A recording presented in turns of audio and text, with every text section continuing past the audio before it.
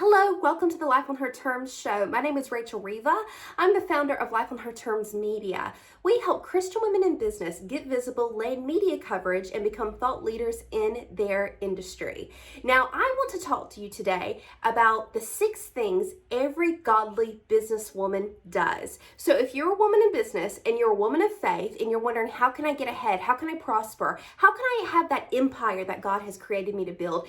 I want you to take note because these 6 things are fundamental in getting you to the success that God has called you to. So if you like this content, if you want more inspiration, if you want more strategies about how to publicize your God-given genius and how to live out your God-given potential, then hit subscribe here so you don't miss any of our content. So let's get straight into it. Okay, number 1, what is it that every godly businesswoman does? I've got 6 things for you today. Number 1 is she prays first in the morning.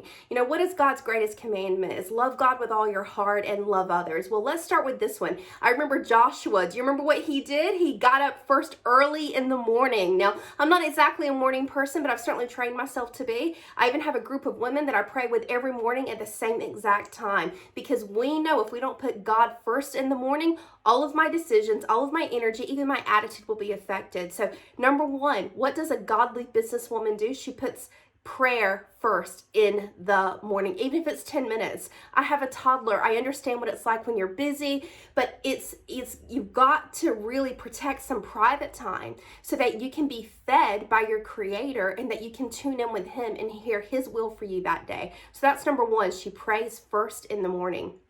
Number 2, serve. You have to have a service mindset and a service heart. What does it say in the Bible? You've got to love your neighbor as yourself. But here's the thing. I have to say, I don't find most of the women who come and work with me, service isn't an issue for them. They serve and serve and serve and serve. But do you know what they don't do? They're not loving themselves.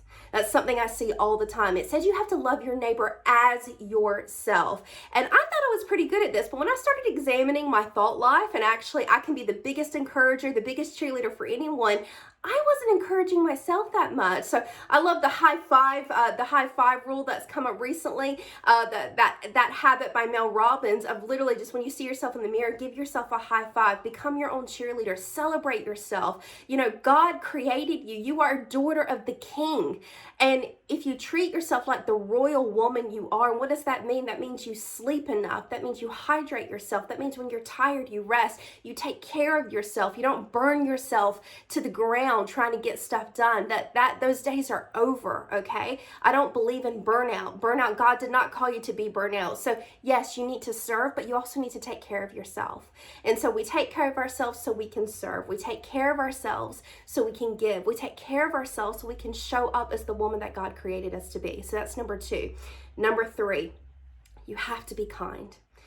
Kindness is a posture as much as it is hi, how are you, as much as it is something so basic. I was raised with a mother who was incredibly kind, with a lot of women who were incredibly kind. And kindness does mean there's a gentleness to your spirit. Kindness means that you don't always assume the worst of people. Kindness is assuming good things and good intentions. And you have to be kind towards your clients. You need to be kind towards yourself. You need to be kind towards those around you. I am not perfect. We get this wrong. But the one thing I have learned in my business and even in my career before I had a business is the more kind I was, meaning I used to bring brownies into the office. I'll never forget. There were things that I would do and people would go, why are you doing that? What's your agenda? And my agenda was just to show up and try and brighten the office a little bit. You will be favored when you show up with authentic kindness. That is a spiritual principle. So the more kind, like real kind you are, not the agenda niceness that you show up with, but the kinder you are to people on social media who reach out to you, when you reply with a real message, when you actually reach out and go, yeah, I saw that. I really liked that. If someone has done something, you compliment them genuinely. If you see something that someone has done, you're like, that's really cool. You reach out to them and say that. Those little moments of kindness, they do add up. In Heaven's Bank, they're going, okay, she's doing these amazing things. You will be favored the more kind that you are.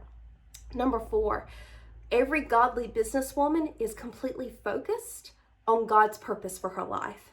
Now, do not mix up your purpose with what perhaps your church's purpose is, or even someone in your family's purpose, or what someone else says your purpose should be, or all those invitations you keep getting. Jesus was so focused on his ministry, he didn't have time for anything else. And I've had times in my season where I've just said yes to everything. Don't say yes, just pause when someone asks you to be part of something or even to attend an event. You need to be focused on what God's purpose is for you. And you cannot succeed in business if you are double-minded. You cannot succeed if your energy is just getting sprinkled through a lot of different places. I know for me, this particular season I'm in, God has called me with a real clear focus. It is my family, it is my business, it is my health.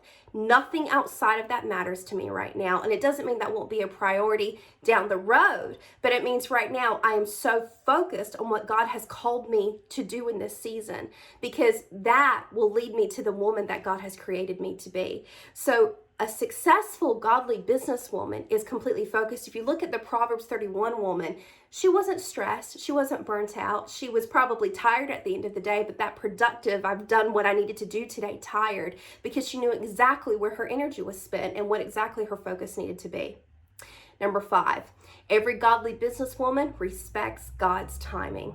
I am not a patient person by nature. That is a spirit that has had to be cultivated over a lot of painful experiences. But I have to say, the godly woman in business understands and respects God's timetable and not her own. She will not push her own agenda ahead of God's. Sometimes you mistake your own for his, okay? We're not perfect. But the point is, you are not going to put a deadline on what God has put a pause on, if that makes sense. So you have to be patient and know that I will continue to be consistent in what he has called me to. And there is a timeline, there is a day, there is a divine appointment for me here that God has for me to succeed in my business or to have this harvest. I talk about divine media opportunities all the time. God has a divine media opportunity for each of you, but you have to plant the visibility seeds. You have to pitch yourself. You have to do certain things to reap that reward, okay? But you have to respect that God's timing is better than your own. And that's what successful, godly businesswomen do. And number 6, last but not least, every godly businesswoman understands her value. She does not undercharge. She does not overgive. She does not take on clients that are going to just emotionally burn her out because she needs the money. She understands her boundaries and is clear and communicates them. She's not resentful because she understands when a yes is a yes and a no is a no. She understands her value. And that means she also pitches herself, that she's not afraid to actually step into the spotlight that God has given her, because he created one just for each of you. You stepping into your spotlight doesn't mean that anyone else gets ignored. It means that he has a spotlight for each of you, okay? So every godly woman understands her value and understands that it's important for her to share her message. It's important for her voice to be heard. It's important for her to be seen because she is valued. She is a daughter of the King. So those are my six success strategies that I have observed for every godly businesswoman. These are the things that they do. And if you are doing these things, rest assured that your success is coming. Just keep it up. Be consistent. Pray, pray, pray, and just stay focused on what God has called you to do.